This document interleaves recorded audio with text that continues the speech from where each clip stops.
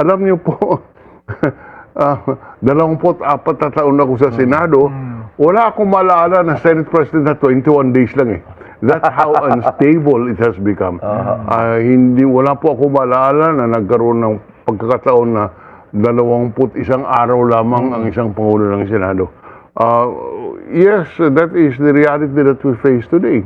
The instability in our Senate, and it is especially difficult because of the very polarized environment brought about by the impeachment and the election of 2028. Sir, nabanggit nyo kanina, no, sabi nyo, si Gatchalian ay marunong umintindi at alam niya ang gagawin niya. Si Cayetano po ba marunong din at alam ang gagawin? O Marunong din yan, abogado yan at matagal na rin sa Senado. Ngunit ang nagbigay ng lakas doon kay Senator Gatchalian ay yung siguro ang tingin ng taong bayan dapat naman tama na ang hidwaan. It has become so disunited. I have not seen a more disunited Senate than I have seen. Alam mo po, yung Senate President, hindi lamang Senate President lang 13. Siya po ay Pangulo ng Senado at buong Senado ang kanyang gampanan. Dapat po pakiusapan at makipagtrabaho sa 24 na senador. Hindi lang po doon sa 13. So, yan po ang nature ng trabaho. You must, alam mo sa Senado, we always say, it is the art of the possible. Hindi naman po pwedeng kagustuhan mo lang ang masunod. Lahat kayo may mandate, may mandato ng taong bayan, kaya hindi naman po pwedeng ikaw lang masusunod. Kailangan makipag-usap at may mga compromises, but nasa inyo po yan kung hanggang saan ka gusto makipag-compromise dahil kung minsan it borders on giving up your principles. So it's really up to the senator to decide how far they will go in dealings in the office.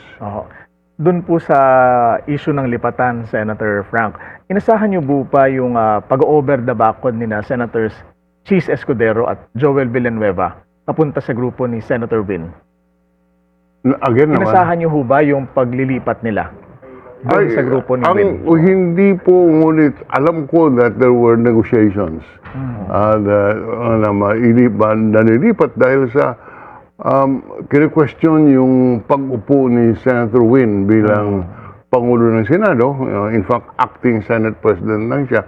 Kaya alam ko na may mga negotiations, nababalitaan ko pala, hindi ko alam, nababalitaan ko na may mga negotiations, and it is a known fact that si Cheese at saka si Joel were mentioned by the witnesses in the flood control scandal. So they were vulnerable. Huwag na nating, we can we safely say ang kapalit niyan, hindi na sila makakasuhan? Hindi yan. No. I will not say that. That is not fair to Joel and to Cheese. Hindi ko alam kung ano ang deal, but hindi naman siguro na ang kapalit ganyan. At sinasabi ko nga, dyan sa Senado, the Senate work is the art of the possible. But you must have boundaries naman in how much you can compromise. Hindi ko kaya papatapusin mo na yung impeachment at pagkatapos, tsaka sila huhulihin or kakasuhan. Ako, gaya nung nangyari nung trial ni CJ Corona, after that, nagkaroon ng mga PDAF cases. Hindi ko kaya ganyan yan? No, there is no such thing. Hindi ko pa lang naisip na ganyan eh. But hindi yung firstly, the Senate was very unstable, and very unstable. There was a dispute na sa Supreme Court pa hanggang ngayon on the validity of the assumption of office of the Senate presidency by Senator Win. So it was really for the public interest that we have stability. Hindi lang po sa impeachment. Remember, may nakabinbin, hindi lang sa Senado, may mga batas, panukalang batas na nabinbin. Kung hindi sa commission appointment, mayroong 5 general na hindi po na confirm at magre-retire na. So they must be confirmed. And in fairness, there was no issue against them. It is the fact that the CA was not in session, so they could not be confirmed. So, and in behalf of the Senate, I take strong exception to your statement na gano'n ang usapan.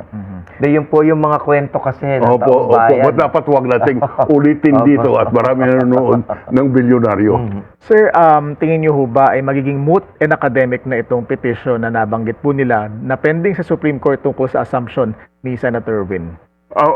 I have not read the petition, but from what I read in media, the issue in the Supreme Court is the validity of the assumption in an acting capacity of Win Gatchalian, because they're saying that the declaration by the majority that the position with the Senate President is vacant is not valid. Now, so now the Senator Win had 13 votes in his favor, and even Alan Peter Cayetano conceded that he is no longer the Senate President. And therefore, that makes the issue moot and academic.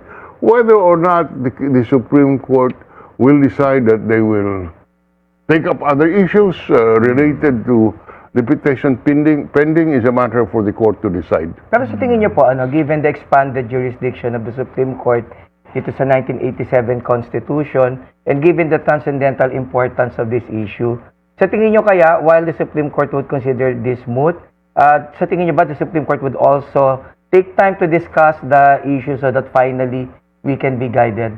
If they say it's academic, mukhang academic, it would be obiter. It is not binding. It is not part of the dispute. And I would not encourage the court to do that because, expanded jurisdiction means that they can correct any perceived error or perceived or real error or abuse of power over the entire bureaucracy. I don't think that the Supreme Court would want to invoke that power because otherwise sila po maging police sa buong bureaucracia. I don't think that the Supreme Court would like to do that, and I would like to think that in this particular case the Supreme Court would leave to the political offices, meaning the Senate and the senators, the matter of the choice of the Senate President, because that's an internal issue of the Senate, and under the Constitution, the Senate is given the power to choose its own officials. Dito naman tayo sa issue ng impeachment proceeding, Senator Frank. May mga nananawagan na buksan daw to the public itong pre-trial conference na nagaganap. Sangayon ho ba kayo na buksan sa media at sa publiko itong pre-trial stage ng impeachment proceedings? Well, sa akin, maging publiko din yan dahil magkakaroon ng pre-trial order.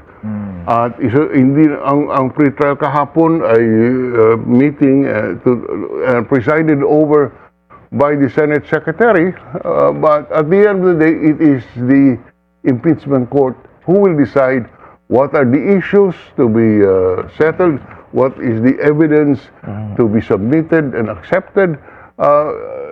Kahapon, the Senate Secretary just did what administratively is necessary, and that is to try to get the positions of the parties and see what can already be agreed upon. But the matters which are not agreed upon, it is the court that will ultimately decide. Okay. Ayon po kay Senate President Win Gatchalian, considered suspended na rin ang papel ni Senator Jinggoy bilang Senator Judge sa impeachment trial. And of course, when you talk about Senator Bato, syempre nagtatago siya. So, nararapat pa din po ba siyang kilalanin na Senator Judge sakaling hindi siya sisipot sa mga pagdinig ng trial? Kilalanin mo rin siya hindi siya makakaboto dahil siya nagtatago. But that brings up to the issue of ilan ba ang kailangan para ma-convict. Ngayon, sa ating saligang batas, 2/3 of all the members of the Senate, yun po ang nakalagay sa saligang batas. ano ang two-thirds? 16. So, ang argumento, and this has been accepted in the past, is that you need 16 votes, Opo. in order to convict. Less than 16, you cannot convict. So, it is immaterial how many would oppose, because what is material is how many will concur. And the number is 16, two-thirds of all the members. Now, naging issue, ano bang ibig sabihin ng all members? Doon po sa kaso ng Avelino versus Cuenco, sabi ng Korte Suprema, hindi naman kailangan na 24 ang basihan ng quorum. Ang basihan ng quorum, ayon sa Korte Suprema, doon sa kasong yan, kung ilan ba ang senador na pwedeng pilitin ng Senado na humarap at dumalo sa sesyon. Dahil halimbawa, yung si Senator Bato, hindi mo mapilit yan na mag-attend ng sesyon. Si Senator Jinggoy, kung siya po ay na-issuehan ng warrant of arrest, ang kanyang ability to vote will be controlled by the judge. So, yan po, kaya ang argumento, sang-ayon doon sa Avelino versus Cuenco, insofar as the quorum is concerned, hindi kailangan lahat. Ngunit yan po, ang issue yan ay ultimately ang Supreme Court ang magde-decide. Dahil kung mayroon ding nagsasabi na mayroong rule that you cannot interpret a statute to its absurdity. Ibig sabihin, hindi mo naman pwedeng sabihin, dapat yan, 16 kahit anong sabihin mo. Kung nag-resign yung 10 senador, ay di maging 14 na lang. Kung 14 na lang, paano natin maaabot yung 16? Pero di ho ba sa saligang batas at sa mga batas din, malinaw, kasi nga, when you talk about the phrase all members, ang tanong, kung miyembro ka, di ba malinaw po, if you resign, if you die, if you're expelled. What I'm saying is, you cannot interpret a statute to its absurdity. Kung 24 ang bilang natin, kung nag-resign yung 10, So, hindi na sila miyembro po, definitely. Hindi na sila miyembro. O ilan ang basihan mo ng two-thirds? Opo. Ilan? Pero sir, tanong ko po. Tanong kita. Ilan ba ang, anong numero ang pagbabasihan mo? Kung sa 24 nag-resign ng 10, namatay, etc. So, ang naiiwan, yung matitira na lang po, yung matitira. So, ang two-thirds, babasihan mo dun sa natira. Pero ang tanong ko pa, di po ba yung suspension, as a general rule, they say, does not create a vacancy, so member ka pa rin. So, kung nagtatago ka, member ka pa rin. So, paano po ba kung nag-resign? Pag nag-resign po, hindi ka na miyembro. Pero paano po kung suspended lang, should that person still be counted? Ang sinabi po ng Korte Suprema sa Avelino versus Cuenco, ang bilang ay dapat doon sa mga senador na mayroong coercive jurisdiction ang Senado. Ibig sabihin, pwedeng pilitin ng Senado na dumalo sa sesyon. Yun lang po dapat bilangin. Kung nagtatago ka, paano ka naman sabihin na under the coercive jurisdiction? Ako, sa akin, open question yan. Ang Korte Suprema ang makakasagot yan. Ngunit, hindi natin pwedeng sabihin na written in stone yung 16 because of these questions raised. Kaya ang pinaka-safe na senaryo siguro ay challenge sa prosecution. Pagkumbinsin ng maraming senador, enough votes. Yes, that's a challenge. And I'm confident that the senators have an open mind. Naintindihan nila the history will judge them, how they behave, and I am confident that my former colleagues are concerned and would like to see how people will judge them, and therefore they have an open mind as we talk. Senator Frank, pwede ho bang mag-inhibit ang ilang senator judges na sinasabing may conflict of interest or possible conflict of interest dito sa impeachment case ni VP Sara? Inhibition is very personal. Kung ayaw po, hindi mo magpilit. Trabaho yan eh. Ngunit siguro, iisipin din ng ating mga senador na yun po ay tungkulin sa ilalim ng saligang batas. At tungkulin nila bilang halal na opisyal na dumalo at sumali sa deliberasyon ng impeachment court. So, strictly theoretically, you're saying, pwede mo bang ayaw sumali? Ay, hindi mo pwede sabihin na sumali ka dito kahit ayaw mo. So, but as I said, siguro at that point, nasa konsyensya na po yan ng senador, siya po ay halal ng taong bayan, ito po itong tungkulin niya. Aha. Ano ho ang dapat bantayan ngayon, Senator Frank, ng publiko ngayong aarangkada na ang impeachment trial ni VP Sara? Dapat bantayan ng publiko na huwag itago ang katotohanan sa pamamagitan ng mga technicalities. At yan po sinasabi ko dahil sa aking karanasan bilang 2 beses na upo as a senator judge. Noong impeachment trial po ni President Estrada, bakit po nagkaroon ng EDSA 2? Dahil ayaw buksan ng mayoriya yung envelope po. second envelope. At dahil doon, ang tao sinabi, abay, bakit yung tinatago yan? Doon po sa trial ni Chief Justice Corona, nagkaroon po ng pag-iba ng pagtingin noong ang issue doon yung SALN, yung Statement of Assets and Liabilities, na ayaw ilabas. Ako pa po ang nagpilit doon sa clerk of court na ilabas. Kaya kung tanungin mo po ako anong dapat bantayan ko at kung ako'y nasa Senado, ang dapat kong alagaan, dapat po dapat huwag nating kalimutan na hindi pwedeng gamitin ang impeachment trial at ang technicalities para po maitago mo yung katotohanan. Didiretsuhin ko. Ang issue on the bank accounts, hindi mo pwedeng iharap ang bank account kung wala kang subpoena. At hindi mo pwedeng ilabas ang subpoena sa Senado kung walang pahintulot ang 13. Dahil sa, yun po ultimately will be the one to decide, yung majority. Kung majority sinasabi nila, huwag mong ilabas yan at bawal sa bank secrecy law. Hindi totoo yan dahil under the bank secrecy law, ang exemption ay ang impeachment. Kaya pag I'm giving that as an example na kung that's what we should watch out for, what the people will watch out for, that the impeachment trial is not being used to hide the truth. Pero may pahabol akong tanong. Kailangan din hubang bantayan, sir, kung sino ang upong presiding officer? Yes, mabantayan din yan. Ngunit, huwag nating kalimutan na ang ultimately ang magde-decide ay yung court, yung buong 24 na senator judge. Hindi po yung impeachment trial presiding officer.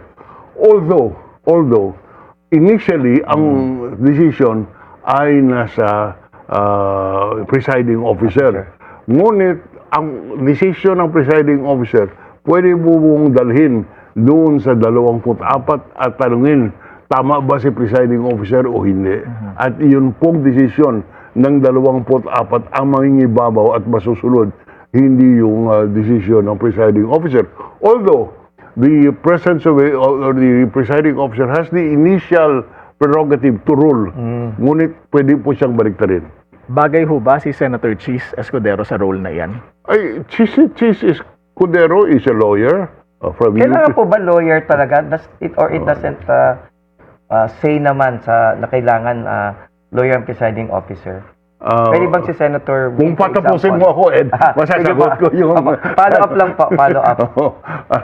Alam mo, yung unang-una, yung patakaran sa Senado at sa impeachment court, ang mag-preside ay isang senador.